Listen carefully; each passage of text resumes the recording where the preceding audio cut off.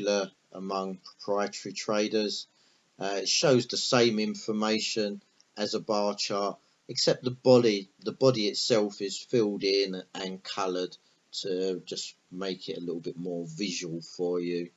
There are many patterns that can be identified. You'll find many of them either on the internet, or if you were to go through my tutorial on technical analysis, they will be in there for you. The doji is an important one.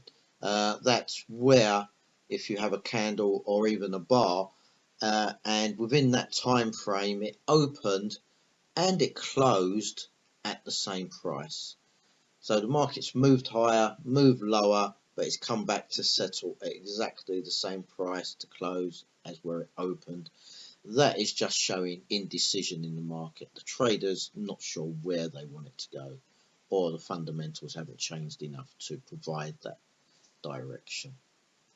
And then we can create these double or triple tops or bottoms, and that's where we get 3 bars that are at the same high, or 3 bars or candles that are at the same low, and we can connect those points together, and that is just showing us, helping us to identify where the buyers or the sellers are comfortable entering the market. As I said earlier, just try not to use too short a time frame.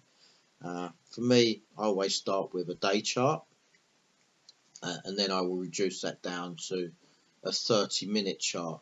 But I try and advise people not to use short-term time frames, because they have much less value, much less strength in their signals that they are providing. On the right we have some candlesticks. If we look at the far right one, it's showing you the highest price it's traded. We call that the upper shadow. At the bottom it's showing you the lowest price it's traded. We call that the lower shadow.